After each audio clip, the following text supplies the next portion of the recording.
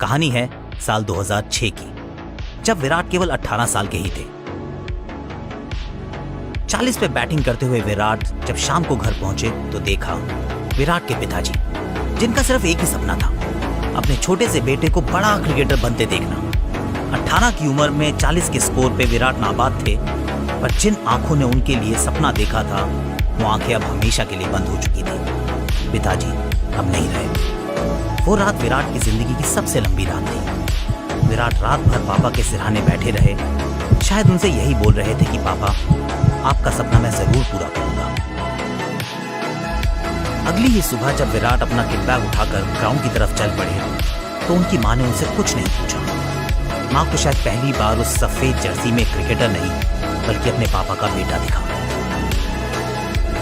Dressing room में बैठे seniors उनको देखकर हैरान हो गए। दिल्ली टीम को तो उनकी जरूरत थी क्योंकि कर्नाटक के खिलाफ दिल्ली की हालत पतली थी। जो बच्चा अभी कुछ सालों पहले अपने पापा के कंधों पर घूमा करता था, आज उसके ही नाजुक कंधों पर दिल्ली की जीत का बोझ आ गया था।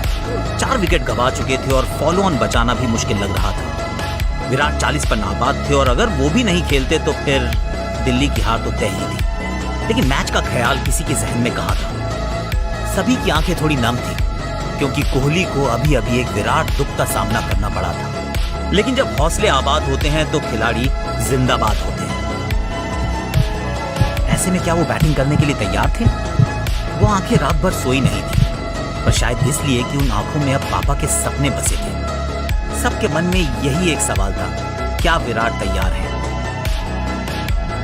विराट बस वही कर रहे थे जो उनके पापा चाहते थे। विराट जमकर खेले, क्या खूब खेले। मानो उनके पापा स्टेडियम में बैठे हों और उनका ये मैच देख रहे हों। विराट उन्हें अपने हर एक स्ट्रोक से थैंक यू बोल रहे हों। संघर्ष में विराट भले ही अकेले थे, पर सफलता में उनके साथ पूरी दिल्ली खड़ी थी। पापा की आंखों का सपना आज देश की आंखों का तारा बन चुका है।